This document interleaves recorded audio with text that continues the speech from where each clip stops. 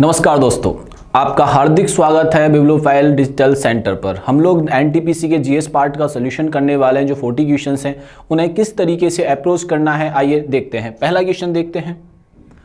त्रिकोरकी प्राणियों में पाए जाने वाले तीसरे जनन स्तर की पहचान कीजिए। तीसरा जनन क्या हो, तीसरा जो प्रजनन होता है वो किस तरीके से होता है वो हमसे पूछा गया है। तो उसको क्या कहते हैं? एंडोडर्म कहते हैं बच्चों। क्या कहते हैं? एंडोडर्म कहते हैं। इसको थोड़ा करेक्ट कर लेंगे हम लोग।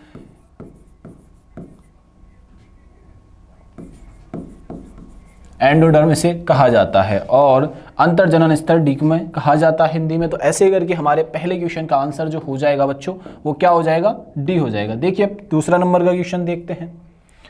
नृत्य अल्लर वेलीवल्ली एक भारतीय शास्त्रीय नृत्यांगना है और कोरियोग्राफर है और भरतनाट्यम की नृत्य शैली की सर्वप्रथम प्रतिपादक है। फॉर्मर एक्सपोनेंट रही हैं अल्लर वेली। वो कौन से पादक, कौन से नृत्य जो करती हैं, कौन सी चीज़ को प्रतिपादक करती हैं, ये हमसे पूछा गया है। ये जो शैलियाँ दी गई हैं, भरतनाट्यम की शैलियाँ दी गई हैं, उनमें से कौन सी शैली को ये प्रतिपादित करती हैं? ये जो प्रतिपादित करती हैं बच्चों, पड्डनलूर शैली को करते हैं। ये बात आप लोग यहाँ से ध्यान में रखिएगा।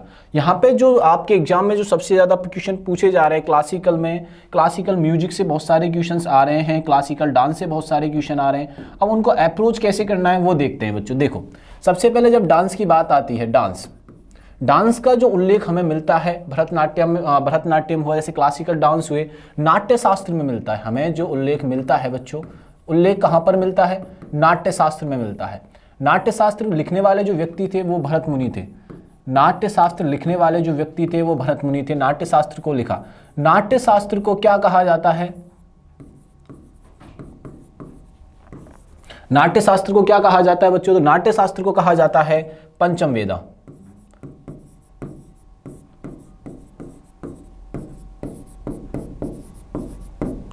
पांचवा वेद कहा जाता है। जैसे चार वेद हैं, चार वेद के बाद अगला वेद आता है, इसे पंचम वेद का दर्जा दिया गया नाट्य शास्त्र को। भरत मुनि के द्वारा यह लिखा गया था। डांस जो होते हैं वो अपने दो टाइप के होते हैं। एक तो होता है बच्चों क्लासिकल डांस। एक कौन सा होता है? क्लासिकल डांस होता है जिसे हम शास्त्रीय नृत्य बोलते हैं। क्या बोलते हैं हम लोग? शास्त्रीय नृत्य बोलते हैं। और एक होता है हमारा फोक डांस जिसे हम लोक नृत्य बोलते हैं। लोक नृत्य मैं पहले भी कई बार क्लियर कर चुका हूं कि लोक नृत्यों की पर्टिकुलर कोई संख्या नहीं होती है। अलग अलग बुक में या एनसीईआरटी अपन देखते हैं तो उनकी संख्या जो होती है वो फ्लक्चुएट करती रहती है। या अगर राजस्थान की बात करूं तो राजस्थान में 5 डिस्ट्रिक्ट हैं, सॉरी 50 डिस्ट्रिक्ट हैं। 50 डिस्ट्रिक्ट जो हैं उनका अलग अलग कल्चर है, अलग अलग फोक डांस है। तो हमारा ये नंबर फिक्स नहीं होता। लेकिन जब क्लासिकल डांस में आते हैं तो क्लासिकल डांस की संख्या 8 है और मिनिस्ट्री ऑफ कल्चर के अनुसार ये संख्या कितनी हो जाती है? 9 हो जाती है। तो आइए सबसे पहले क्लासिकल की संख्या है 8।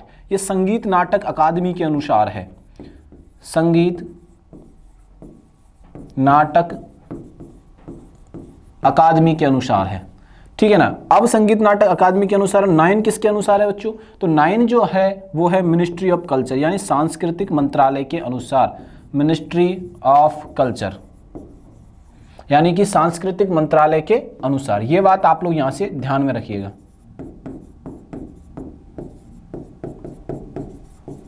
सांस्कृतिक मंत्रालय के अनुसार, ठीक है। नाट्य शास्त्र भरत मुनि, नाट्य शास्त्र पंचम वेदा ये कहा जाता है। अब बात ये आती है कि भरतनाट्यम। क्लास में कई बार पूछ लेते हैं बच्चों से भरतनाट्यम के नाम कितने? बच्चों भरतनाट्यम के बहुत सारे नाम हैं। इसमें देखो एक हार्यवी कहा जाता है। इसे क्या कहा जाता है?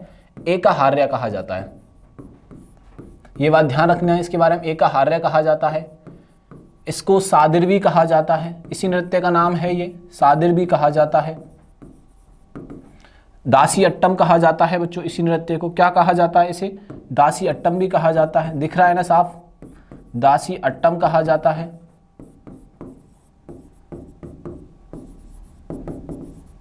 इसको करने वाले हम देवदासी कहते हैं उन्हें। कई लोग इसे नृत्य का नाम भी कह देते हैं, देवदासी। इस नृत्य को तंजोर नृत्य भी कहा जाता है बच्चों। क्या कहा जाता है? तंजोर नृत्य भी कहा जाता है। तंजोर नृत्य भी कहा जाता है, ठीक है। अब इसके बाद सादिर हो गया, दासी अट्टम हो गया, तंजोर नृत्य, ये सारे के सारे इसके नाम हैं। और जिस राज्य को रिप्रेजेंट कर रहा होता है ये, वो राज्य है तमिलनाडु।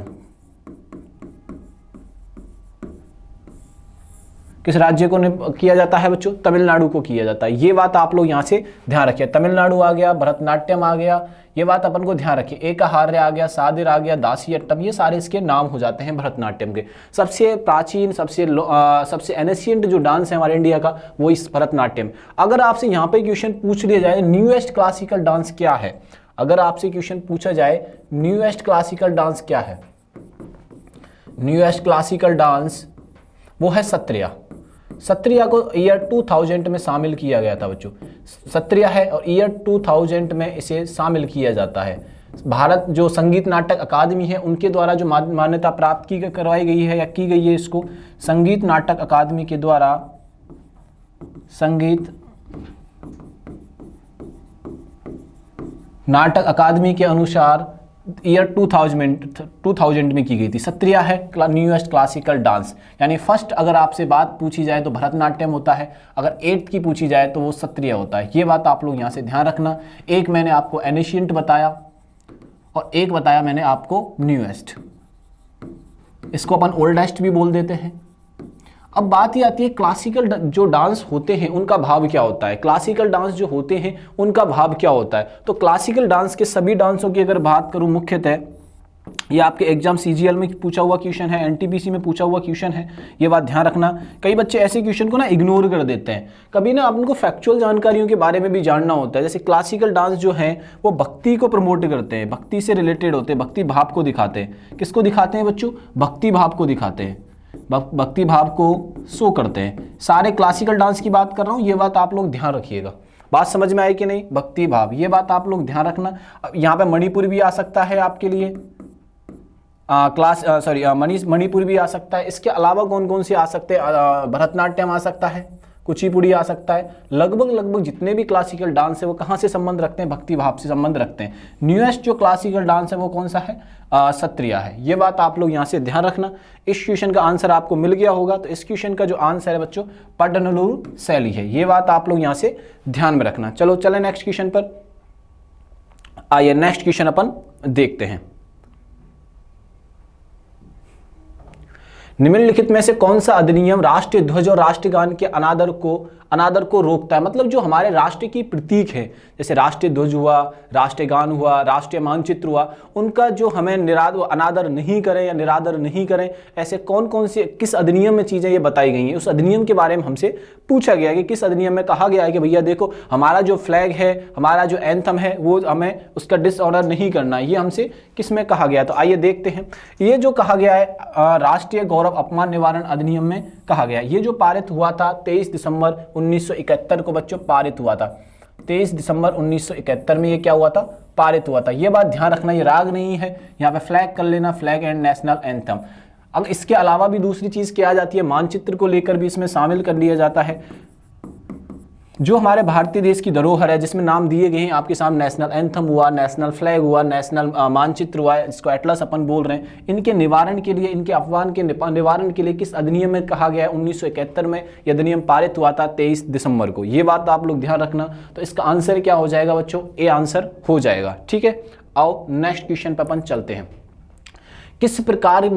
किस प्रकार के कर में सीमांत कर की दर औसत कर से दर से अधिक होती है? जो मार्जिनल टैक्स होता है, यहाँ पर किस किस की बात कर रहा है? मार्जिनल टैक्स रेट की बात कर रहा है बच्चों, और एवरेज टैक्स रेट की बात कर रहा है। मार्जिनल टैक्स रेट और एवरेज टैक्स रेट की जब बात करते हैं तो कौन सी चीजें होती है? तो इसमें प्रोग्रेसिव यानी प्रगतिशील होती है, प्रगतिशील बोल देते हैं, प्रगतिशील बोल देते हैं, और प्रोग्रेसिव रिपोर्ट जो आती है। तो इस क्वेश्चन का जो आंसर हो जाएगा बच्चों, वो आंसर क्या हो जाएगा? डी आंसर हो जाएगा। बात समझ में आई कि नहीं आई? तो प्रगति या डी आंसर इसका हो जाएगा। अगर आपको यहाँ से क्वेश्चन में पूछता हूँ तो क्वेश्चन में अपन को कमेंट बॉक्स में बताना है। जो बहुत सारे आपके एग्जाम में क्वेश्चन पूछे गए कि डायरेक्ट टैक्स कौन कौन से होते हैं बच्चों, ये कमेंट बॉक्स में बताना है, और इनडायरेक्ट टैक्स कौन से होते हैं। ये एग्जाम में आपके एनटीपीसी में कई बार पूछे गए कि अब कैसे क्वेश्चन पूछा जाता है कि डायरेक्ट टैक्स कौन सा है, इनडायरेक्ट टैक्स कौन सा है। तो दोनों के बारे में आपको एग्जाम्पल कॉमेंट बॉक्स में बच्चों बताना है। ये बात आप लोग यहाँ से ध्यान में रखिएगा। ठीक है, आओ नेक्स्ट क्वेश्चन करते हैं। प्रसिद्ध संगीतकार तलविंदर सिंह वादन से संबंधित थे। तलविंदर सिंह बहुत फेमस नाम रहा है और एक हाल ही में एक बहुत ही बड़ी शख्सियत हमारे देश को, हमारे देश के इस दुनिया को छोड़ के चले गए, जाकिर हुसैन साहब। तो तबला वादक वो भी थे और तबला वादक ये भी हैं, यानी प्रसिद्ध संगीतकार तलविंदर सिंह जो हैं वो किससे संबंधित हैं बच्चों? तबला से संबंधित थे। अब एक और फेमस पर्सनैलिटी हाल ही में छोड़कर चले गए जिनका नाम है जाकिर हुसैन। जाकिर हुसैन का हाल ही में देहांत हो गया। ये कैलिफोर्निया में हुआ था बच्चों, सैन फ्रांसिस्को एक सिटी है वहां पे हुआ, अमेरिका के अंदर। इनको 1998 में पद्मश्री से सम्मानित किया गया था। ईयर 2002 में पद्म भूषण से सम्मानित किया गया था। किन की बात कर रहे हैं हम? जाकिर हुसैन साहब की बात कर रहे हैं। ये जब ज़्यादा फेमस पर्सनैलिटी हैं इनको लेकर, इनसे ज़्यादा तलविंदर सिंह जो साहब हैं इनसे ज़्यादा फेमस पर्सनैलिटी, इसलिए मैं इनके बारे में बता रहा हूँ। और हाल ही में इनका देहांत हो गया तो इनसे क्वेश्चन पूछा जाएगा। अमेरिका में इनका देहांत हुआ, 90 पद्मश्री मिला, 2002 पद्म भूषण मिला और 2023 में बच्चों 2023 में इनको पद्म विभूषण से सम्मानित किया गया था। पद्म विभूषण से सम्मानित किया गया था। ये बात आप लोग ध्यान रखना, 88, 02 और 23, ठीक है। ये चीज आपको यहां से ध्यान रखना, तबला वादक, ठीक है। आगे चलते हैं। आगे जब देखते हैं शहनाई वादक। शहनाई वादक में एक व्यक्ति का नाम बहुत पॉपुलर है जिनका नाम है, जिनको एक और नाम से पहले मैं एक चीज इनकी शख्सियत के बारे में बताता हूं, ठीक है। इनको ना पद्मश्री से सम्मानित किया जा चुका है, भारत रत्न से, पद्म विभूषण से, पद्म भूषण से, मतलब कि भारत के जितने भी सिविलियन अवार्ड हैं उनको सबसे सम्मानित किया जा चुका है। बिस्मिल्लाह खान साहब को शहनाई वादक में जो सबसे ज्यादा एग्जाम में रिपीटेड क्वेश्चन जो आता है वो है बिस्मिल्लाह खान। इनको पद्मश्री मिल चुका है बच्चों, ध्यान रखिएगा, पद्मश्री मिल चुका है, पद्मश्री मिल चुका है, पद्म भूषण मिल चुका है, पद्म विभूषण मिल चुका है और भारत रत्न से भी सम्मानित इन्हें किया जा चुका है। इन चारों जो सिविलियन अवार्ड हैं बिस्मिल्लाह खान साहब को मिल चुके हैं। इनके बारे में ये बात यहां से ध्यान में रखना। बांसुरी में जो सबसे ज्यादा फेमस नाम है वो कौन है? हरिप्रसाद चौरसिया, पंडित हरिप्रसाद चौरसिया। सबसे ज्यादा फेमस नाम है पंडित हरिप्रसाद चौरसिया बच्चों, हरिप्रसाद चौरसिया। बात समझ में आई कि नहीं आई? ठीक है, ये बात आप लोग यहां से ध्यान में रखना। इस क्वेश्चन का आपको आंसर मिल गया होगा। चलो आगे बढ़ते हैं। ये बात इनके बारे में, सबके बारे में आपको ध्यान रखनी है। तो 35 का आंसर जो हो जाएगा बच्चों ये हो जाएगा, तबला वादक हैं तलविंदर सिंह। ब्रिटिश संसद द्वारा अधिनियम निम्नलिखित में से कौन सा अधिनियम भारतीय कानूनों के समेकन और संहिताकरण के लिए एक विधि आयोग की स्थापना के लिए प्रदान किया गया था? ये विधि आयोग की स्थापना के लिए कौन सा पारित किया गया था? तो 1833 में चार्टर आता है भैया। चार्टर अधिनियम 1833 आता है जब मैकाले के समय आता है। किसके समय पर आता है चार्टर अधिनियम? चार्टर अधिनियम 1833 और किसके समय पर आया था? मैकाले के समय पर आया था। बात समझ में आई कि नहीं आई? ठीक है, आगे चलते आओ। दक्षिण भारत में स्थित बांध की पहचान करें। आपसे पूछा गया है कि दक्षिण भारत में बांध, डैम की अगर मैं बात करूं तो कौन सा इनमें से दक्षिण भारत में स्थित बांध है? देखो सबसे पहले डी से स्टार्ट करते हैं। रिहांद डैम। रिहांद जो डैम है बच्चों यूपी में स्थित है, यूपी यानी कि उत्तर प्रदेश में स्थित है। ठीक है, रिहांद जो डैम है एकमात्र डैम तो नहीं है, लेकिन कई सारे डैम यूपी में है, उनमें से एक डैम है रिहांद डैम। ये बात आप लोग यहां से ध्यान में रखिएगा। चलो आगे चलते हैं। गांधी सागर बांध, ये एमपी में है। ये कहां पे बच्चों? एमपी में है। और तिलैया बांध कहां पे है बच्चों? ये झारखंड में, बाराकर नदी पर है और ये कहां पे है? झारखंड में है। अब बचा कौन सा है? एक आपको सामने बचा हुआ मैटूर दाम। मैटूर बांध कई बार आपके एग्जाम में पूछा जा चुका है। मैटूर बांध जो है आपसे कई बार पूछा जा चुका है, जो तमिलनाडु राज्य में है। ये बात ध्यान रखना। तो हमारा आंसर भी यही हो जाएगा, तमिलनाडु। आंसर क्या हो जाएगा? मैटूर जो है वो है तमिलनाडु में। और आपको फिर कमेंट बॉक्स में बताना है कि सबसे ऊंचा बांध, सबसे ऊंचा बांध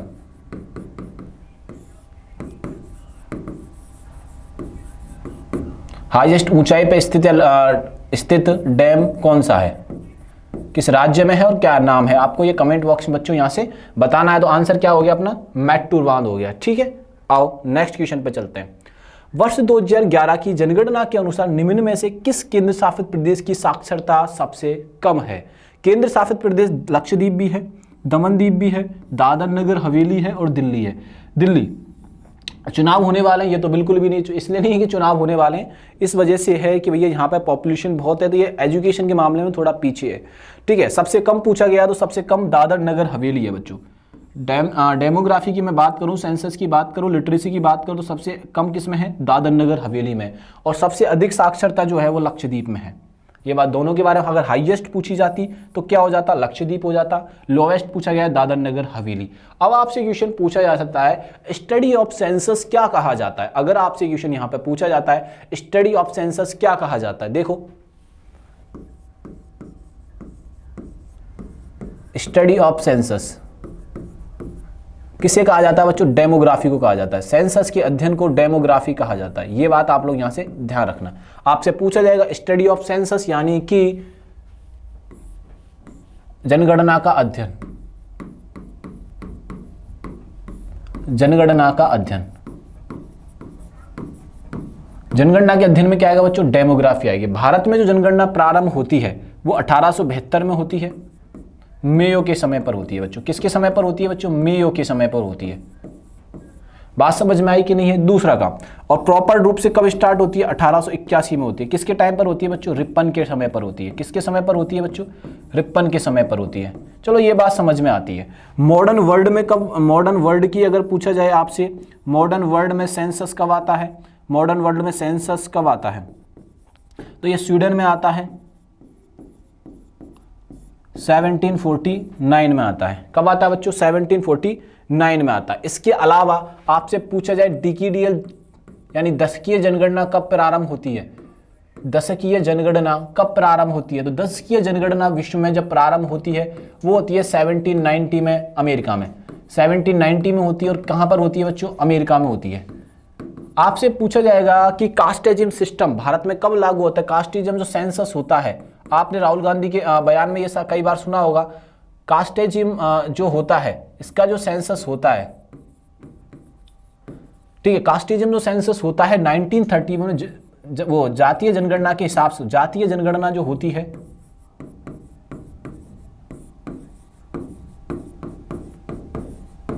जातीय जनगणना जो होती है कब होती है, 1931 में होती है। बात समझ में आई कि नहीं आई। ठीक है, आओ आगे चलते हैं। इस क्वेश्चन का आपको आंसर मिल गया होगा, दादर नगर हवेली। बात समझ में आई कि नहीं आई बताइए आप लोग। ठीक है, आओ नेक्स्ट क्वेश्चन पे चलते हैं। छोटा एक रोल है, इसे आप याद रखिएगा। किस भारतीय संविधान संशोधन अधिनियम द्वारा भारतीय संविधान में 11वां मूल कर्तव्य जोड़ा गया था, ये हमसे पूछा गया भैया। क्या पूछा गया कि 11वां जो मूल कर्तव्य है वो कब जोड़ा गया था, ये हमसे पूछा गया है। ठीक है, आओ तो ये कब जोड़ा गया था, 86 संविधान संशोधन जो होता है उसमें जोड़ा जाता है। अब बात ये आती है सर ये कब होता है, तो वर्ष 2002 में होता है। कब होता है बच्चों, ये वर्ष 2002 में होता है, जिसमें शिक्षा के अधिकार को 6 से 14 वर्ष की आयु के बच्चों को, 6 से 14 वर्ष के आयु के बच्चे को एजुकेशन दी जाएगी बच्चों। ठीक है, कब होता है बच्चों, ये 2002 में होता है। ये बात आप लोग यहां से ध्यान में रखिएगा। तो अब कौन सा संविधान संशोधन होता है, तो 86 अमेंडमेंट होता है। तो आंसर क्या हो जाएगा हमारा, यहां से डी आंसर हो जाएगा। क्लियर हुआ कि नहीं हुआ, आंसर कौन सा हो जाएगा बच्चों, यहां से ये डी आंसर हो जाएगा। कब होता है, 2002 में होता है। बात समझ में आई कि नहीं है। ये जो क्वेश्चन हम देख रहे हैं ना, बहुत ही एक बात तो रिवाइज लेवल क्वेश्चन है, और इनसे एलोबरेट जो चीज़ें हो रही है ना, इनसे रिलेटेड चीज़ें उनको भी ध्यान में रखना है। ठीक है, मैं यहाँ पे जो औरों से अलग अपन क्या करें, मैं आपको ये बता रहा हूँ कि ये एग्जाम में क्वेश्चन आया है। ठीक है ना, प्रीवियस ईयर में ये क्वेश्चन आया हुआ है, इस तरीके से इसको अप्रोच करना है। बाकी में क्वेश्चन सॉल्व तो सब लोग करा रहे हैं, लेकिन उनसे अलग अपन क्या कर रहे हैं, मैं एग्जैक्ट आपको बता रहा हूँ। ये क्वेश्चन ऐसे आया हुआ है तो आने की पूरी संभावना है। ऐसे क्लास में मैं बहुत बार सारे क्वेश्चन बताता हूँ, वो एग्जैक्ट एग्जाम में आ जाते हैं। एक सीरीज अपन चलाएंगे जिसमें बताएंगे एग्जैक्ट आए हुए क्वेश्चंस। ठीक है, आओ देखते हैं। 5वीं शताब्दी ईस्वी का एक नाटक मालविका गृहमित्र द्वारा रचित है। ये किसके द्वारा रचित है, ये हमसे पूछा गया है। तो ये जो रचित है बच्चों, ये है कालिदास के द्वारा, जो फेमस संस्कृत कवि रहे हैं, फेमस संस्कृत कवि रहे हैं कालिदास, फेमस संस्कृत कवि रहे हैं, संस्कृत पोएट, ठीक है ना, फेमस संस्कृत पोएट रहे हैं। कौन से रहे हैं बच्चों, कालिदास। बात समझ में आई कि नहीं आई, ठीक है। अब हमसे बहुत सारे इनसे रिलेटेड क्वेश्चन पूछ लिए जाते हैं। ये किनके दरबार में थे, उनकी फेमस कौन सी किताबें नहीं, ग्रंथ रहे। मेघदूतम आपने सुना होगा, एक अभिज्ञान शकुंतलम, अभिज्ञान शकुंतलम, अभिज्ञान शकुंतलम बच्चों याद रखिएगा इनको, शकुंतलम। ये किसके दरबार में थे, तो ये चंद्रगुप्त मौर्य सेकंड के दरबार में थे। ये बात आप लोग इनके बारे में ध्यान रखना, चंद्रगुप्त मौर्य के सेकंड के दरबार में ये रहते हैं। चंद्रगुप्त फर्स्ट मत याद रखिएगा आप लोग, चंद्रगुप्त सेकंड के ये दरबार में रहते हैं। कौन रहते हैं भैया, कालिदास।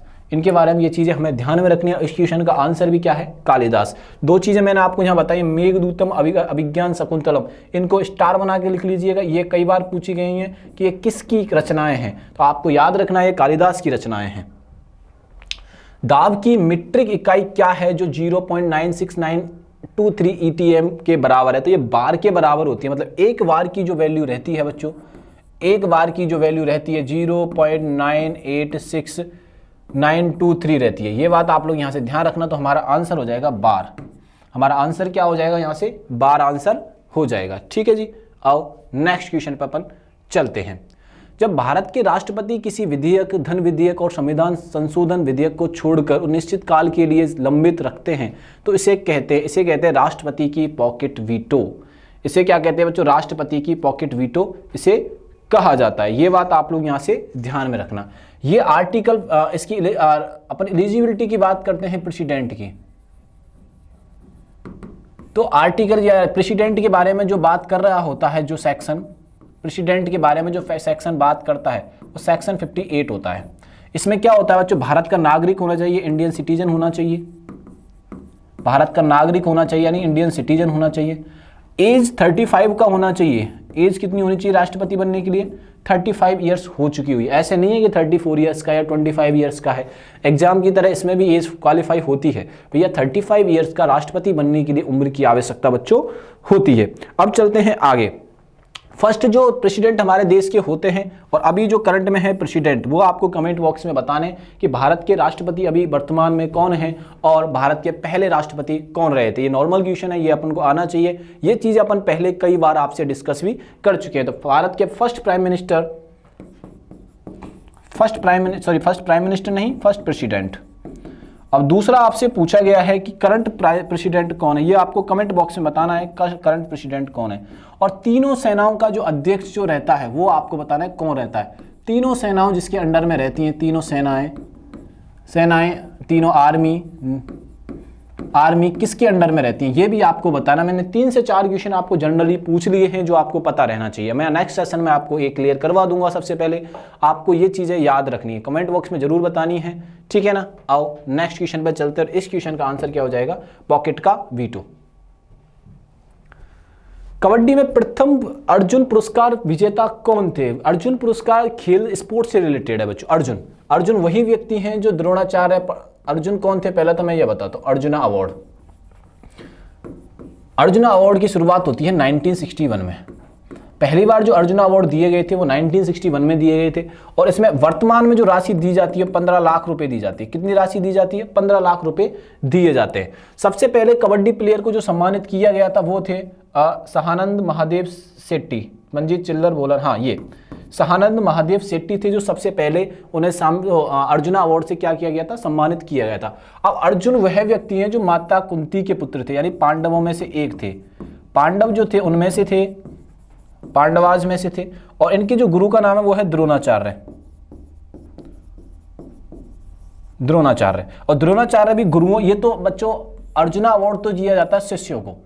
जो शिष्य जो लोग होते हैं, जो शागिर्द होते हैं, जो सीखने वाले होते हैं ना, उनको दिया जाता है, सीखने वाले। और जो सिखाने वाले जो गुरु जो होते हैं उनको गुरु द्रोणाचार्य अवार्ड दिया जाता है। और आपको बताना है यहाँ से कि द्रोणाचार्य जो प्रारंभ होता है वो कब प्रारंभ होता है। आपको मैं ऑप्शन दे देता हूं। द्रोणाचार्य अवार्ड कब प्रारंभ होता है, मैं आपको इसके साथ छोड़ जाता हूं। द्रोणाचार्य जो पुरस्कार की जो शुरुआत होती है, द्रोणाचार्य पुरस्कार की जो शुरुआत होती है, आपको ए ऑप्शन दे रहा हूं, बी ऑप्शन दे रहा हूं, सी और डी। 1985, 1990 और 1980, नन ऑफ दीज। ये आपको आंसर बताना है कि द्रोणाचार्य अवार्ड की शुरुआत कब होती है। ठीक है, तो इस क्वेश्चन का आंसर तो हमारे हो जाएगा सहानंद महादेव शेट्टी। ठीक है, आओ नेक्स्ट क्वेश्चन पे अपन चलते हैं बच्चों।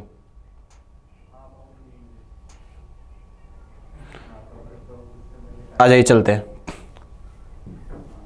निम्नलिखित में से किसे भारत में कर्नाटक संगीत का जनक माना जाता है? जो क्लासिकल डांस है, क्लासिकल डांस को दो पार्ट में डिवाइड किया गया है, एक तो है कर्नाटक संगीत, एक है हिंदुस्तानी संगीत। उसके बारे में बात करते हैं, आइए। म्यूजिक बच्चों कई टाइप का है, जिसमें जैज म्यूजिक आ रहा है, क्लासिकल आ रहा है, सब क्लासिकल आ रहा है। ठीक है, ऐसे कई सारे फोक म्यूजिक भी है। अपन जो बात करेंगे आज क्लासिकल म्यूजिक में बात करेंगे। क्लासिकल म्यूजिक क्या होता है? क्लासिकल म्यूजिक दो टाइप का होता है। क्लासिकल एक को बोलते हैं हिंदुस्तानी और एक को क्या बोलते हैं बच्चों? कर्नाटक।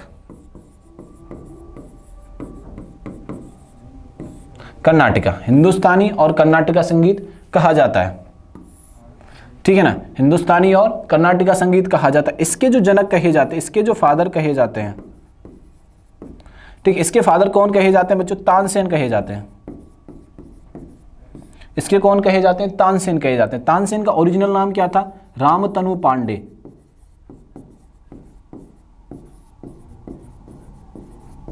रामतनु पांडे। अब आओ कर्नाटका पे। कर्नाटक के जो संगीत के जनक कहे जाते हैं वो कहे जाते हैं पुरंदरदास। तो हमारे क्वेश्चन का आंसर क्या हो जाएगा? पुरंदरदास। ये बात आप लोग यहां से ध्यान रखना, पुरंदरदास कहे जाते हैं। बात समझ में आई कि नहीं आई? तो कर्नाटक संगीत के जो जनक कहे जाते हैं वो कौन कहे जाते हैं? पुरंदरदास कहे जाते हैं। ठीक है, आओ आ जाइए नेक्स्ट चलते हैं। स्थलीय ग्रह टेरेस्ट्रियल प्लैनेट किन्हें कहा जाता है? इनमें से पूछा, इनमें क्या होता है, बने होते हैं, किसके बने होते हैं, किन्हें कहा जाता है वो बताएंगे आगे। लेकिन क्या होता है उनके अंदर बच्चों? ज्यादातर जो चीजें पाई जाती है metal and gas, rocks and gas, metals and air, rocks and metals. इसमें पाया जाता है चट्टानें और धातुएं पाई जाती हैं। जो पार्थिव ग्रह होते हैं उन्हें ही स्थलीय ग्रह कहते हैं। पार्थिव ग्रह को क्या कहते हैं? स्थलीय ग्रह। कैसे वो देखते हैं, आइए। जैसे मैंने कहा सन है बच्चों, ये मैंने क्या कहा? ये सन है। ठीक है ना, मैंने इधर एक एस्ट्रॉइड बना दिया कई सारे, मैंने इधर एक बड़ा सारा ग्रह बना दिया, उससे छोटा बना दिया, उससे छोटा बना दिया और इसके पैरेलल बना दिया एक। ठीक है, एक मैंने बुध बना दिया जिसको मरकरी अपन बोल रहे हैं, एक मैंने जुपिटर बना दिया, वीनस बना दिया, एक अर्थ बना दिया, एक बना दिया मैंने मार्स। ये थोड़ा ऊपर नीचे हो गया बट अपन को थोड़ा सा ध्यान रखना है। ये चारों जो ग्रह हैं इनको बोलते हैं हम छोटे ग्रह। पहली बात तो छोटे ग्रह, ये चारों के चारों छोटे हैं, छोटे ग्रह बोलते हैं। ठीक है, छोटे ग्रह के बाद दूसरा काम क्या है? इसको पार्थिव ग्रह भी बोलते हैं। पार्थिव ग्रह के बाद क्या बोलते हैं? स्थलीय ग्रह बोलते हैं। ठीक है, अब अपने क्वेश्चन का आंसर हो, जैसे टेरेस्ट्रियल अपन बोलने लग रहे हैं, इन चारों ग्रहों को बोलते हैं। ये होता है मरकरी, ठीक है, ये होता है बच्चों वीनस, ये होता है अर्थ, ये होता है मार्स। ठीक है, ये होता है मार्स, ठीक है, ये मरकरी होता है। इधर आओ, अब हम ये देखते हैं इन चारों ग्रहों को क्या बोलते हैं? इन चारों ग्रहों को बोलते हैं जोवियन ग्रह। बड़े ग्रह बोलते हैं या जोवियन ग्रह बोलते हैं? जोवियन यानी कि बड़े ग्रह, बड़े ग्रह बोलते हैं। जैसे सबसे बड़ा कौन सा है? बृहस्पति, जिसको अपन जुपिटर बोलते हैं। दूसरे नंबर पर कौन सा आता है? सैटर्न आता है। ठीक है ना, तीसरे नंबर पर कौन आता है बच्चों? यूरेनस आता है। ठीक है, तीसरे नंबर पर आता है। मैं इसको आकार के अनुसार बता रहा हूं, अगर दूरी के हिसाब से चलते तो दूरी के हिसाब से अलग आंसर आता है। आपको सामने साफ साफ दिख रहा होगा दूरी के अनुसार, तो दूरी के अनुसार तो 1 सबसे closest, second, third and fourth, फिर आता 5th, 6, 7 और 8। लेकिन हम बात कर रहे हैं शेप के अनुसार। हम बात किसके अनुसार कर रहे हैं? शेप के अनुसार। शेप के अनुसार सबसे बड़ा जुपिटर है, फिर सैटर्न है, फिर यूरेनस है और फिर 4 आ गया नेपच्यून। बात समझ में आई कि नहीं है? ये बात अपन को यहां से ध्यान रखनी है। और इन्हीं को क्या बोलते हैं हम? जोवियन ग्रह बोलते हैं। यानी कि बड़े ग्रहों को क्या बोलते हैं बच्चों? जोवियन ग्रह बोलते हैं। ये बात आप लोग यहां से ध्यान रखना। अब जो वीनस है, ये बाकी जो बाकी तो वेस्ट से ईस्ट घूमते हैं, रोटेशन करते हैं, ये ईस्ट से वेस्ट करता है, ईस्ट टू वेस्ट करता है। कौन सा कर रहा है बच्चों? ये वीनस करता है, यानी कि शुक्र कर रहा है।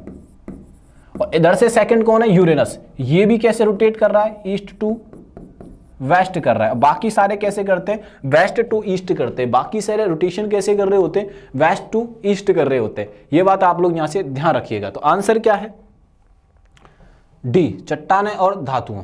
ठीक है, आओ नेक्स्ट चलते हैं।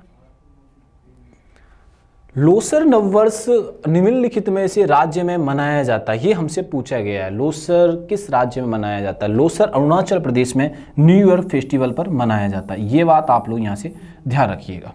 ठीक है, अब मैं आपको एक मैप बनाता हूं, उससे समझते हैं कि न्यू ईयर फेस्टिवल पर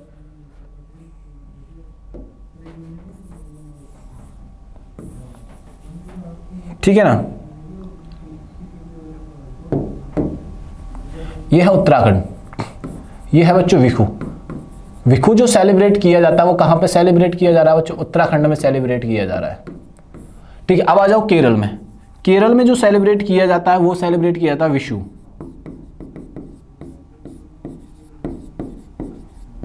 बात समझ में आई कि नहीं आई। अब आते हैं हम महाराष्ट्र के अंदर, महाराष्ट्र और गोवा। महाराष्ट्र और गोवा में गुड़ी पड़वा सेलिब्रेट किया जाता है। क्या सेलिब्रेट किया जाता है बच्चों, गुड़ी पड़वा। ठीक है ना। अब राजस्थान की मैं बात करूं तो राजस्थान में अपने सेलिब्रेट किया जाता है नवरात्रा।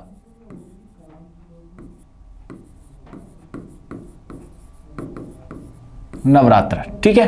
अब यहां पे गुजरात में नूतन वर्ष, अपन क्या सोचते हैं नवरात्रा तो सर न्यू ईयर पर कहां सेलिब्रेट किए जा रहे होंगे, गुजरात में, बट ऐसा नहीं है। गुजरात में सेलिब्रेट किया जाता है नूतन वर्ष, नूतन वर्ष। ठीक है, आगे आ जाओ आप। अगर तमिलनाडु और कर्नाटक की बात करें तो यहां पे सेलिब्रेट किया जाता है उगादी। ठीक है, असम की बात करें, सॉरी झारखंड की बात करें तो झारखंड में सेलिब्रेट किया जाता है सारहुल। ये बात आप लोग यहां से ध्यान रखना। यूपी में सेलिब्रेट किया जाता है रामनवमी। ये बात समझ में आई कि नहीं आई। ठीक है, आओ। अरुणाचल प्रदेश, हिमाचल हो गया, उत्तराखंड हो गया, झारखंड। ठीक है, हिमाचल की अगर मैं बात करूं तो हिमाचल में हालदा, न्यू ईयर पर जो फेस्टिवल सेलिब्रेट किया जाता है हालदा किया जाता है। झारखंड की हमने अभी बात की, सारहुल सेलिब्रेट किया जाता है। और उत्तराखंड में हमने बात की, विखू सेलिब्रेट किया जाता है।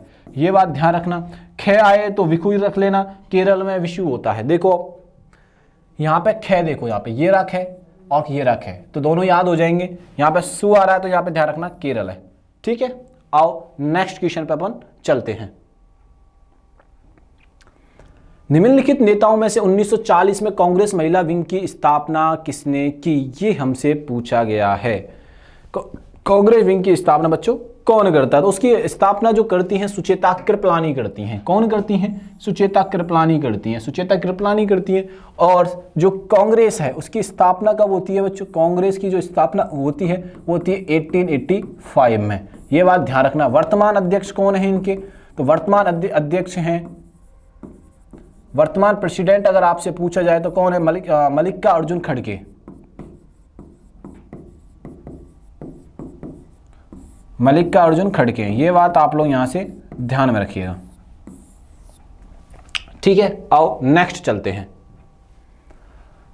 कीमिया में एक फोर्टिस किस रासायनिक यौगिक का प्राचीन नाम है जिसका उपयोग मुख्य रूप से विस्फोटक और उर्वरक के निर्माण और कार्बनिक संश्लेषण में किया जाता है। ये हमसे बच्चों पूछा गया। तो ये कौन सा है बच्चों, नाइट्रिक अम्ल होता है, नाइट्रिक अम्ल होता है। ये बात आप लोग यहां से ध्यान में रखनी, नाइट्रिक अम्ल होता है। ठीक है, आओ नेक्स्ट क्वेश्चन पे चलते हैं।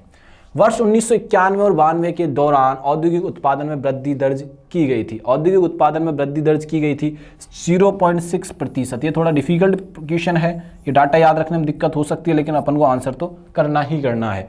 अब दूसरी बात यहां से आप ध्यान रखना कि औद्योगिक नीति, यानी औद्योगिक जो नीति पहली बार जो आती है, औद्योगिक भारत में नीति आती है, औद्योगिक कानून या औद्योगिक लॉ जो बनाया जाता है, इंडस्ट्रियल लॉ जो बनाया जाता है पहली बार 1881 में मनाया जाता है रिपन के समय पर।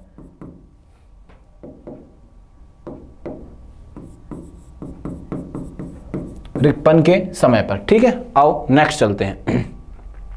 बंगाल में स्थित सिद्धेश्वर महादेव मंदिर किस राजवंश के वास्तुकला को दर्शाता है। जैसे मैं आपको बताता हूं, हम जब क्लास में पढ़ रहे होते हैं, जैसे टेम्पल्स की शैली पढ़ी है अपन ने, तो टेम्पल्स की जब शैली पढ़ रहे होते हैं बच्चों, क्या होता है कि बच्चे बोलते हैं कि सर 3 ही शैली है क्या, नहीं भैया देखो, अलग अलग जब राजवंश आए तो उन्होंने अपने अपने अकॉर्डिंग चीजें बनाई। अलग अलग जो राजवंश आए उन्होंने अपने अपने अकॉर्डिंग शैलियाँ बना ली, जैसे चोल वालों ने अपनी बना ली, पांड्या वालों ने अपनी बना ली, ठीक है। जैसे मेनली जो शैलियाँ हम पढ़ते हैं, जैसे नागर शैली हुआ, बेसर शैली हुआ, द्राविड़ शैली हुआ, इन शैलियों को हम पढ़ते हैं मेनली। लेकिन इनके अलावा भी बहुत सारी शैलियाँ होती हैं, इनके अलावा भी बहुत सारी क्या होती हैं बच्चों, शैलियाँ होती हैं, ठीक है। तो उनमें से सिद्धेश्वर मंदिर के बारे में पूछा गया है। सिद्धेश्वर जो मंदिर है भगवान शिव को समर्पित है। सिद्धेश्वर जो मंदिर है वो किसको समर्पित है भैया, भगवान शिव को ये समर्पित है। ये बात आप लोग यहाँ से ध्यान में रखना। और दूसरी बात इनके बारे में क्या रखना है, ये छत्तीसगढ़ में स्थित है। कहाँ पर स्थित है, ये छत्तीसगढ़ में ये स्थित है। और ये जो संबंधित है पाल राजवंश से संबंधित है। किससे संबंधित है, पाल राजवंश से ये संबंधित है। सिद्धेश्वर मंदिर शिव भगवान से रिलेटेड है। कहाँ पे है बच्चों, ये छत्तीसगढ़ में है। और बनवाया किसने था बच्चों, ये तो ये बनवाया था पाल राजवंश वालों ने। पाल राजवंश की शैली वास्तुकला को ये दर्शाता है। चलिए नेक्स्ट करते हैं। बिफोर वी विजिट द गोडेज उपन्यास के लेखक कौन हैं, ये हमसे पूछा गया है। चित्रा बनर्जी, दिवाकरुणी, जुप्पा, लाहिड़ी, ऐसे करके हमसे क्वेश्चन ये पूछा गया है। तो इसके जो लेखक हैं वो हैं चित्रा बनर्जी, दिवाकरुणी, ठीक है। ये बात आप यहाँ से ध्यान रखना। ऑथर्स हमेशा एग्जाम में पूछे जा रहे हैं, तो ऑथर्स वाली सीरीज आपको ढंग से पढ़नी है बच्चों, ठीक है। और नेक्स्ट पे चलते हैं। भारत के संविधान के अनुच्छेद 111 के तहत कोई धन विधेयक जो राष्ट्रपति के समक्ष अनुमति के लिए प्रस्तुत किया जाता है द्वारा हस्ताक्षरित एक प्रष्टांकित प्रमाण पत्र द्वारा समर्पित होना चाहिए। वो धन विधेयक है लोकसभा के महासचिव, राज्यसभा के महासचिव, लोकसभा के अध्यक्ष, राज्यसभा के उपसभापति। ये हमसे क्वेश्चन पूछा गया। भारत के संविधान के अनुच्छेद के 111 के तहत कोई धन विधेयक के जो राष्ट्रपति के समक्ष अनुमति के लिए प्रस्तुत किया जाता है वो कौन है। अब बात आती है राष्ट्रपति। मैंने हाल ही में आपसे पूछा, शायद आपने कमेंट बॉक्स में उसका आंसर कर दिया होगा। अब मैं उसे राष्ट्रपति यानी प्रेसिडेंट से रिलेटेड आपको यहाँ पे इन्फॉर्मेशन देता हूँ। हाल ही में जो क्वेश्चन है भैया इन्फॉर्मेशन में क्या लिखना है अपन को, प्रेसिडेंट के बारे में देखना है। प्रेसिडेंट, हमारे जो हाल ही में प्रेसिडेंट हैं वो है द्रौपदी मुर्मू।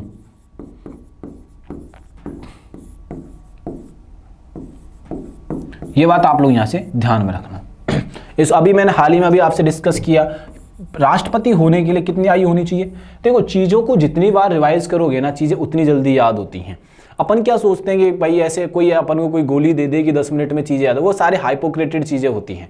लेकिन लोग उसे कई ऐसे अंधविश्वास मार्केट में फैला रहे होते हैं, भैया 1 महीने पढ़ लो, ये चीज पढ़ लो, वो हो जाएगा, ऐसा हो जाएगा। देखो अगर आपने स्टार्टिंग से मेहनत नहीं की है, मेरे को इसी से याद आया 35 ईयर्स से, कि आपने स्टार्टिंग से चीज़ों में मेहनत नहीं की है ना, तो बाद में इश्यू आने वाले हैं। जैसे आप जब कई मैं देखता हूँ क्लास बंक कर जाते हैं बच्चे, मतलब फिर बाद में बोलते हैं सर उस चीज़ में मेरे को प्रॉब्लम आ रही, तो सबसे पहला क्वेश्चन यही रहता है कि भैया क्लास ली थी कि बोला नहीं ली, तो आप फिर सॉर्ट आउट करने में दिक्कत आती है। जो डॉक्टर ने आपसे कहा कि भैया ये टैबलेट लेनी है, इस चीज़ का परहेज करना है, आपने टैबलेट तो ले ली, परहेज नहीं किया तो वो दोबारा बीमारी होगी ही होगी। ये यूनिवर्सल चीज़ें होती हैं, लेकिन हम क्या इन चीज़ों से भाग रहे होते हैं, ठीक है। अभी अपन जैसे कोई भी एक व्यक्ति है, आपको सारी चीज़ अच्छे देख लेगा, लेकिन एक गलती की ना उस पर आपको टोकेगा, हाँ भैया आपने ये गलती कर दी, हाँ, क्योंकि लोगों की आदत ही यही होती है। तो वही चीज़ मैं आपको यहाँ पे समझा रहा हूँ। आपने शुरू से मेहनत नहीं की और आप थोड़ी सी गलती करोगे ना, उसको पकड़ लेंगे आपकी को। तो इसलिए अच्छे से मेहनत करिए, अच्छे से अपना ध्यान रखिए और अच्छे से पढ़ाई भी करिए। 35 ईयर्स एज होनी चाहिए, इंडियन रेजिडेंट होना चाहिए, ये बात अपने राष्ट्रपति के बारे में ध्यान रखना है। और तीनों सेनाओं का अध्यक्ष जो होता है वो कौन होता है, प्रेसिडेंट ही होता है। तीनों सेनाओं का अध्यक्ष कौन होता है बच्चों, प्रेसिडेंट ही होता है। ये बात आप लोग यहाँ से ध्यान रखना। चलिए नेक्स्ट क्वेश्चन पे अपन करते हैं।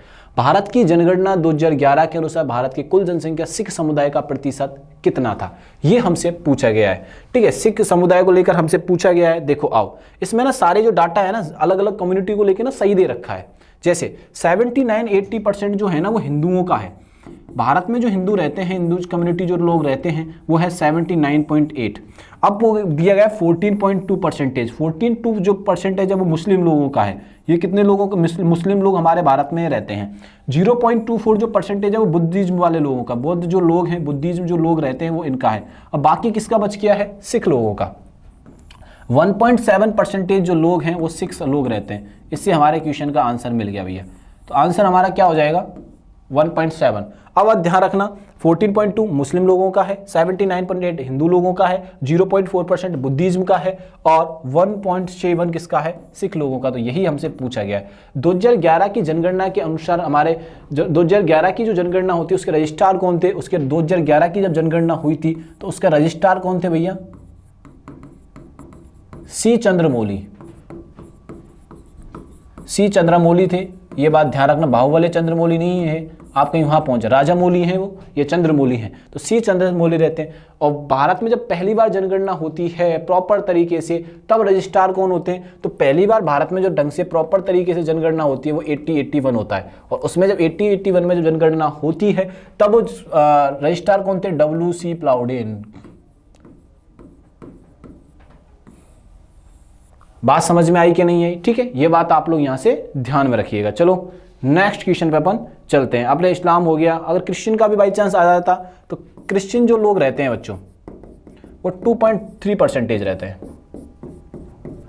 दोबारा सुन लीजिए एक बार, हिंदुज़्म, मुस्लिम, बुद्धिज्म, सिखिज्म और क्रिश्चियन जो लोग रहते हैं वो 2.3% बच्चों रहते हैं। ये बात आप लोग यहां से ध्यान रखिएगा, ठीक है। आओ आगे चलते हैं। शतरंज में प्यादों की संख्या कितनी होती है, 8 और 8 16 होता है, 8 एक तरफ से 8 उधर से, दोनों तरफ से मिला के शतरंज में कितनी प्यादों की संख्या होती है बच्चों, 16 होती है। चेस मास्टर हाल ही में डी गुकेश को चुना गया है, यह बात ध्यान रखना, सबसे छोटी उम्र में चुना गया है चेस मास्टर, जो ग्रैंड मास्टर चुने गए हैं हाल ही में, विश्व चैंपियन जिन्हें कहेंगे, डी गुकेश को चुना गया है, ठीक है। 18 वर्ष की आयु में, सबसे छोटी वर्ष की आयु में नहीं ये जीते हैं, ये बात इनके बारे में ध्यान रखना।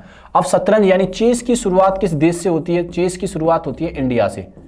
चेस गेम की जो शुरुआत हुई थी पहली बार वो इंडिया से हुई थी, और ये कई बार आपके एग्जाम में आ चुका है कि चेस गेम का प्रारंभ किस देश से होता है। भारत में ब्रिटिश शासन के तहत निम्नलिखित में से किस गवर्नर जनरल ने ईस्ट इंडिया कंपनी के प्रशासन को पेशेवर, नौकरशाही और यूरोपीकृत किया था, ये हमसे क्वेश्चन पूछा गया। तो ये किया था लॉर्ड कॉर्नवालिस ने किया था। क्या किया था भैया, ध्यान से सी।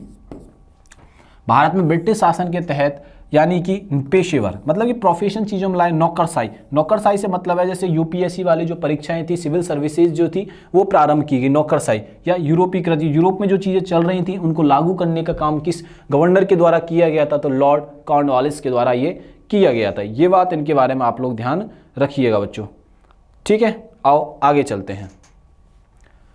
शत्रुओं को परास्त करने के लिए उत्तर भारत में बारूद के प्रयोग को किसने सबसे पहले प्रचलित किया, मैं आपको बता दूं, लोग इतिहास में एक कहते हैं बाबर के बारे में कहते हैं कि बाबर ने एक ग्रंथ लिखा। एक्चुअली बाबर की जो जीवनी है वो एक किताब नहीं है बल्कि एक डायरी है, जो डे बाई डे डायरी जो लिखी जाती है वो बाबर लिखा करता था।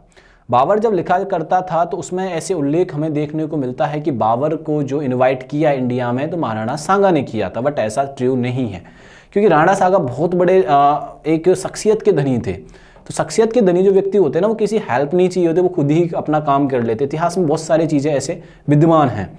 तो बाबरनामा में लिखा हुआ है कि भैया कि सांगा ने बाबर को इन्वाइट किया। अब इन्वाइट किया तो आपस में दोनों में युद्ध भी हुआ, युद्ध लड़ा जाता है 1527 में, जिसमें राणा सांगा हार जाते हैं। जब पहली बार उस युद्ध में यानी बाबर की तरफ से बारूद का उपयोग सबसे पहले किया गया, जब बारूद के गोले तोपों के द्वारा जब राणा सांगा की सेना पर छोड़े जा रहे थे, खानवा में ये युद्ध होता है, जब ये युद्ध हो रहा था, लिटरली मैं आपको बता रहा हूँ, तो अपने वाले जो राणा सांगा के वाले टीम वाले मेंबर थे ना, सवामणि पे सवामणि बोल रहे थे, बोला पौमिया जी महाराज सवामणि कर देंगे, ये पहले जो आप गोले छोड़ रहे हैं उनको रोक लो। उन्हें एक्चुअली में पता ही नहीं था ये तोप के गोले हैं या बाबर के द्वारा छोड़े जा रहे हैं। उन्हें ये लगा कि एकलिंग जी जो उनके इष्ट देव थे उनके द्वारा ये छोड़े जा रहे हैं। तो वो भयानक मंजर रहा होगा, जिस व्यक्ति के शरीर पर 80 से ज़्यादा घाव पूरी तरीके से नेस्तनाबूत हो जाता है, उसे फिर वहाँ से खानवा से लाया जाता है, दौसा में रखा जाता है और उसकी मतलब कि वो बच जाता है उस युद्ध में सांगा, लेकिन पूरी तरीके से घायल हो जाता है।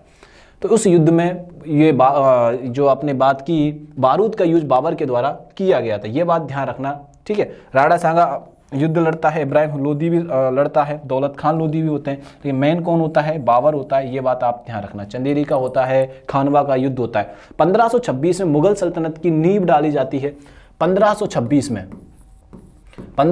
में क्या करता है बाबर, मुगल सल्तनत की नींव डालता है, और 1530 में बाबर की आराम बाग में आगरा में डेथ हो जाती है। आराम बाग कहाँ पे बच्चों? आगरा में है। आराम बाग आगरा में किसकी डेथ हो जाती है बच्चों? 1530 में बाबर की डेथ हो जाती है। उसके बाद हुमायूं आता है। हुमायूं इतना सफल नहीं होता है। हुमायूं ने 1530 में राजा बन जाता है और 1556 तक रहता है। 1556 में क्या किया जाता है? अकबर को राजाशाही सौंप दी जाती है। ठीक है, अकबर को क्या की जाती है बच्चों? राजाशाही सौंप दी जाती है। पहले अभी मैंने बाबर की बात की, उसके बाद मैंने हुमायूं की बात की, फिर आते हैं अकबर पर। अकबर के 3 बेटे होते हैं। अकबर के 3 बेटे होते हैं और 3rd नंबर का होता है जहांगीर। कौन होता है? जहांगीर। जहांगीर से बड़े जो 2 भाई थे ना भाई, सच बता रहा हूं, पियक्कड़ी, 1 नंबर के पियक्कड़ी, दबा के पीते थे, मस्त जिंदगी, पी पी के ही मर गए वो लोग। इतने शराबी थे कि अकबर इनसे इतना परेशान, जो कि उस समय का सबसे सम्राट, सुल्तान, सबसे बड़ा राजा, उसका एक उंगली पर पूरा राज्य, पूरा देश घूम जाता है, उससे अपने बेटे नहीं संभाले जा रहे भाई अकबर से। अकबर के 2 बेटे, बड़े बेटे जो होते हैं जहांगीर से बड़े, वो शराब पी पी के मर जाते हैं। और भाई साहब ये इधर विद्रोह कर रहा है जहांगीर, बार बार अकबर की नाक में दम कर रखा है इस बंदे ने, अकेले ने, जहां जाता है वहीं विद्रोह कर देता है। तो अकबर ने सोचा यार कुछ तो किया जाए। तो अकबर के माइंड में ये चीज आई कि मैं ना इस जहांगीर को राजा ही नहीं बनाता हूं, मैं शाहजहां को, अपने पोते को राजा बना देता हूं। अब पोते को राजा बना देता हूं, ये जहांगीर तक खबर पहुंची। जहांगीर लाल पीला हो गया, बोला बापू ऐसा मत करना, ऐसा करियो ना तो भाई बात गड़बड़ हो जाएगी। तब अकबर की लास्ट स्टेज चल रही है भाई, कभी भी फील्डिंग सेट हो सकती है उस बंदे की। तो पैरों में गिर जाता है कौन? जहांगीर। और जहांगीर जब पैरों में गिरता है, बापू कुछ टाइम के लिए तो राजा बना दो, कुछ टाइम के लिए राजा बना दो, फिर तो जहांगीर, शाहजहां को ही बनना है। बोला ठीक है भाई। वो क्या करता है भैया, जहांगीर को राजा बना देता है जीतते ही, पगड़ी उतार के पहना देता है, पहन भाई तू पगड़ी पहन तू मेरी। अब पगड़ी पहन ली भाई ने, तब राजा बन गया। कुछ टाइम बाद उसकी फील्डिंग सेट हो गई अकबर की, फिर वो फिर पियक्कड़ी, फिर पीने में व्यस्त हो जाता है। तो उस टाइम पर जहांगीर के समय पर जो मुगलिया सल्तनत होती है डगमगाने लग जाती है, लेकिन उसके बाद जो हैंड ओवर की जाती है वो की जाती है शाहजहां को। और शाहजहां उससे तो अच्छा ही आदमी था जहांगीर से तो, और बहुत अच्छी तरीके से वो संभालता है। फिर उसके बाद उसका बेटा उससे भयानक आता है औरंगजेब, जो शाहजहां को 8 साल के लिए जेल में डाल देता है। तो ऐसे मुगलिया सल्तनत का कुछ ऐसा एम्पायर रहा है, लेकिन ये चीज़ें हमें बताई कम जाती हैं। ठीक है, तो ध्यान रखिएगा इनके बारे में। जहांगीर के बाद शाहजहां एक लॉन्ग टर्म रहता है, इसके समय को गोल्डन आर्किटेक्चर भी कहा जाता है। तो ये बात इनके बारे में ध्यान रखिएगा। लास्ट औरंगजेब के बाद तो पूरे मुगलिया सल्तनत का पतन ही हो जाता है, तो इसका याद रखना है। तो जो पहली बार चीज़ें प्रयोग में लाई थी बाबर के द्वारा, बारूद का प्रयोग किया गया था। चलिए आगे चलते हैं। नेक्स्ट, बैडमिंटन नेट की ऊंचाई कितनी होती है? अगर इससे मीटर में होता तो आंसर थोड़ा अलग होता। फीट में है 5.1 फुट होती है। फीट में कितनी होती है? 5.1 फीट होती है। अगर आपसे पूछा जाए मीटर में तो 1.5 मीटर होती है। दोनों क्वेश्चन आ सकते हैं, ये बात आप लोग यहाँ से ध्यान रखना। बैडमिंटन प्लेयर पीवी सिंधु की हाल ही में शादी हुई है। इन्होंने 2 लगातार ओलंपिक मेडल जीते। पहले सिल्वर मेडल जीता, फिर उसके बाद ब्रॉन्ज मेडल जीता। ये बात इनके बारे में ध्यान रखना। हाल ही में पीवी सिंधु की शादी हुई है। इनसे रिलेटेड क्वेश्चन अपने एग्जाम में आ सकते हैं कि बैडमिंटन प्लेयर बच्चों रही हैं। 2010 में इसके उत्कृष्ट मूल्य और वेदिता को देखते हुए यूनेस्को ने के एक सदियों को अनुष्ठान नाटक मुडियट 2 को मानवता की अमूर्त सांस्कृतिक विरासत के रूप में मान्यता दी। और किस राज्य से संबंधित है? तो इस राज्य से संबंधित है, केरल से संबंधित है। किससे संबंधित है? ये केरल से संबंधित है। ठीक है, आओ नेक्स्ट चलते हैं। निम्नलिखित में से किसे पूंजीगत व्यय कहा जाता है? कैपिटल एक्सपेंसेस कहा जाता है। चलो पहले बाकी को समझाता हूं। पेंशन, ये कैपिटल एक्सपेंसेस नहीं होते। वेतन का भुगतान, पेंशन ये रिटायरमेंट के बाद मिलती है, जब हम काम करते रहते हैं सैलरी मिलती है, और सब्सिडी, तीनों में से किसी को नहीं कहा जाता, एक्सपेंसेस होते हैं। स्कूल की इमारत का निर्माण पूंजीगत व्यय। अब कैपिटल एक्सपेंसेस क्या होते हैं वो सुनिएगा। जब हम किसी बिजनेस में कोई पैसा लगा रहे हैं इनकम जनरेट करने के लिए, एक मोटा पैसा लगा रहे हैं, जैसे मैं आपको एग्जांपल दे के बताता हूं।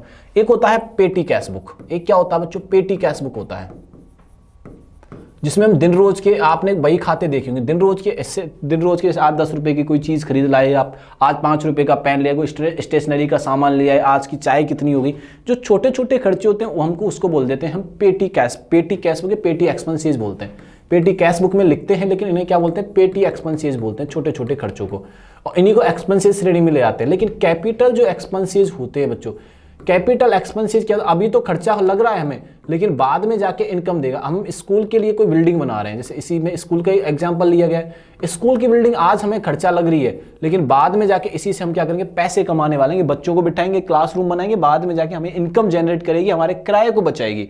तो आप समझ पा रहे हैं मैं क्या कह रहा हूँ, कैपिटल एक्सपेंसेस क्या होता है बाद में। अभी तो हमें एक्सपेंसेस लग रहे हैं, जैसे मशीनरी हमने परचेज की, कंप्यूटर लैपटॉप हमने परचेज किया, मशीनरी परचेज की, किसी फैक्ट्री के लिए मशीनरी परचेज की, तो वो है तो एक्सपेंसेज, लेकिन वो कैपिटल एक्सपेंसेज हमने पूंजी लगाई है। किसी बिजनेस को प्रारंभ करने के लिए हमने क्या लगाया है, पूंजी लगाई है। किसी बिजनेस को प्रारंभ करने के लिए पूंजी लगाई जाती है, उसे कैपिटल एक्सपेंसेज कहा जाता है। जैसे यहाँ पे कहा गया स्कूल प्रारंभ करने के लिए स्कूल की इमारत का निर्माण कराना जरूरी है, इसलिए इसे हम क्या बोलेंगे, कैपिटल एक्सपेंसेज बोलेंगे। चलो नेक्स्ट क्वेश्चन पे चलते हैं।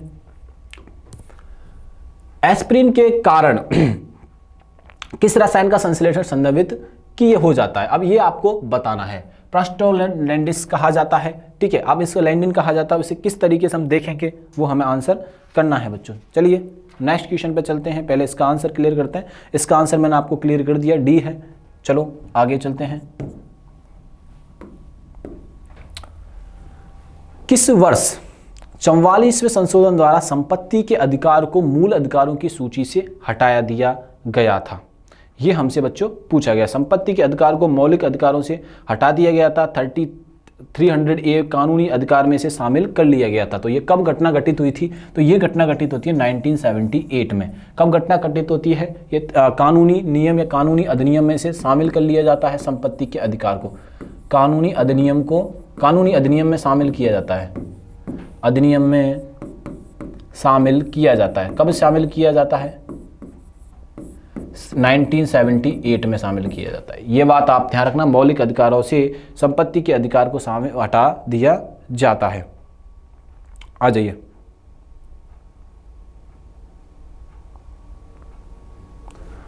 भारतीय संविधान के निम्नलिखित अनुच्छेद में यह उल्लेख है कि भारत सरकार की समस्त कार्यपालिका कार्यवाही राष्ट्रपति के नाम से हुई है या कही जाएंगी। तो ये आर्टिकल 77 में उल्लेख किया गया है। ये किसमें कहा गया है, आर्टिकल 77 में कहा गया है। और प्रेसिडेंट के बारे में हम बहुत सारे इंफॉर्मेशन प्रीवियस क्वेश्चन में अपन ले चुके हैं, तो इसलिए अपन नेक्स्ट क्वेश्चन पे अपन चलते हैं। देखो बच्चों, निम्नलिखित में से कौन सा तत्व एक्टिनाइड श्रेणी का सदस्य है, ये हमसे पूछा गया है कि एक्टिनाइड श्रेणी का कौन सा इसमें सदस्य है। तो इसमें सदस्य है बच्चों थोरियम। कौन सा सदस्य है, थोरियम। ये बात आप लोग यहां से ध्यान में रखिएगा। निम्नलिखित में से किस भारतीय राज्य में दक्षिण पश्चिम मानसून का सबसे पहले वर्षा होती है। अब देखो आप खुद ही आंसर कर लोगे इसका। ये उत्तर रहा, ये दक्षिण रहा, ये पूरब रहा, ये पश्चिम रहा। इसको अपन नॉर्थ बोलते हैं, इसको साउथ बोलते हैं, इसको ईस्ट बोलते हैं, इसको वेस्ट बोलते हैं। अब इसमें पूछा क्या है, दक्षिण और पश्चिम। दक्षिण पश्चिम में सबसे पहले यहाँ क्या होता है, केरल। तो सबसे पहले बारिश कहाँ होती है, केरल। तो केरल ही हमारा आंसर हो जाएगा। ये लो, बात खत्म। चलो आगे चलते हैं। मध्य और पश्चिम भारत में मनाए जाने वाला गणगौर उत्सव किस देवी से संबंधित है। मेनली जो गणगौर है राजस्थान में मनाया जाता है, ठीक है, राजस्थान में मनाया जाता है। ये बात आप लोग यहाँ से ध्यान में रखिएगा। ये चैत्र शुक्ल की तृतीया को मनाया जाता है। ये आपके एग्जाम में कई बार पूछा भी गया है। इसमें माँ पार्वती की पूजा की जाती है। माँ पार्वती की क्या की जाती है बच्चों, देवी पार्वती की पूजा की जाती है। होली जो मनाई जाती है, होली से अपन स्टार्ट करते हैं। होली जो मनाई जाती है फाल्गुन पूर्णिमा को मनाई जाती है बच्चों। फाल्गुन पूर्णिमा जो आती है उस दिन होली मनाते हैं। इस दिन महीने का एंड भी हो जाता है, तो चैत्र प्रारंभ होता है। चैत्र जब प्रारंभ होता है, चैत्र माह के दो पक्ष होते हैं, एक को बोलते हैं हम कृष्ण पक्ष, एक को बोलते हैं हम शुक्ल पक्ष। और चैत्र माह का जो कृष्ण पक्ष होता है, चैत्र माह का जो कृष्ण पक्ष होता है, उसकी जो अष्टमी आती है उस दिन हम सेलिब्रेट करते हैं बाष्योड़ा, जैसे शीतलाष्टमी बोलते हैं। बाष्योड़ा जिसे हम क्या बोलते हैं, शीतलाष्टमी भी बोलते हैं। अब इसकी जो शुक्ल पक्ष की जो प्रथमा आती है उस दिन सेलिब्रेट करते हैं हम नववर्ष। प्रथमा को क्या सेलिब्रेट करते हैं, नववर्ष। अब जो तृतीया आती है और इस दिन सेलिब्रेट क्या करते हैं तृतीया को, तो हम तृतीया को सेलिब्रेट करते हैं गणगौर। होली के 18 दिन बाद गणगौर आती है, ये बात ध्यान रखिएगा। अब जब आती है नवमी, नवमी के दिन क्या होता है, रामनवमी सेलिब्रेट करते हैं। रामनवमी हम सेलिब्रेट, रामनवमी जयंती आती है, राम भगवान का जन्म होता है। जब पूर्णिमा आती है और पूर्णिमा के दिन सेलिब्रेट करते हैं हम हनुमान जयंती। तो ये सारे फैक्चुअल पॉइंट हैं, आपको याद रखने हैं, ठीक है ना, ये चीज़ क्या रखनी है, हमें याद रखनी है बच्चों, ठीक है, ध्यान रखिएगा।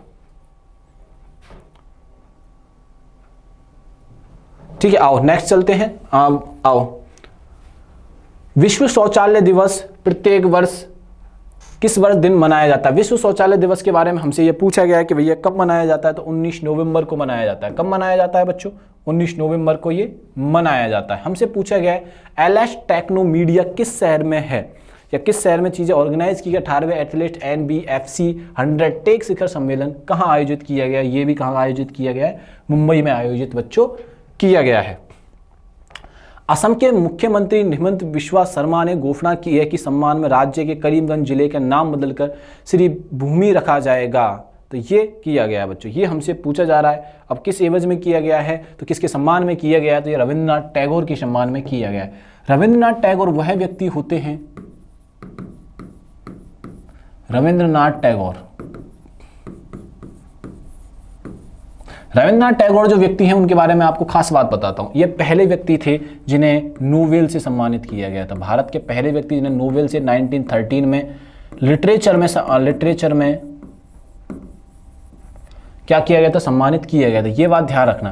पहले व्यक्ति थे जो नॉन यूरोपियन थे, नॉन यूरोपियन व्यक्ति थे जिन्हें लिटरेचर के सम्मानित किया गया, लिटरेचर के नोबेल से सम्मानित बच्चों किया गया। नोबेल जो प्रारंभ हुए थे 1901 में हुए थे, और किसके नाम किसकी वजह से प्रारंभ होते हैं? अल्फ्रेड नोबेल की। ये बात भी आपको यहाँ से ध्यान में रखनी है, ठीक है। तो आंसर हमारा क्या हो जाएगा? रविंद्रनाथ टैगोर, ठीक है। इनके फादर का नाम क्या था? देवेंद्रनाथ टैगोर। ये बात इनके बारे में बच्चों हमें ध्यान रखनी है। चलो आओ नेक्स्ट चलते हैं। भारतीय महिला हॉकी टीम ने राजगीर हॉकी स्टेडियम में किस देश को हराकर बिहार महिला एशियन चैंपियनशिप ट्रॉफी राजगीर 2024 का खिताब जीता है? तो ये चाइना को हराकर, किसको हराकर? चाइना को हराकर। हमने कहीं तो चाइना को हराया। हाल ही में किस देश ने भारतीय सेना प्रमुख जनरल उपेंद्र द्विवेदी को जनरल मानक रैंक से सम्मानित किया है? तो वो नेपाल देश ने किया है। ये बात आप लोग यहाँ से ध्यान रखना। ऐसे हमने 70 क्वेश्चन सॉल्व किए बच्चों। तो नई नई अप्रोच और बहुत सारे मैंने नए क्वेश्चन आपसे डिस्कस किए जो एग्जाम ओरिएंटेड होते हैं। तो चैनल को सब्सक्राइब करना है, वीडियो को लाइक एंड शेयर करना है। थैंक यू, धन्यवाद।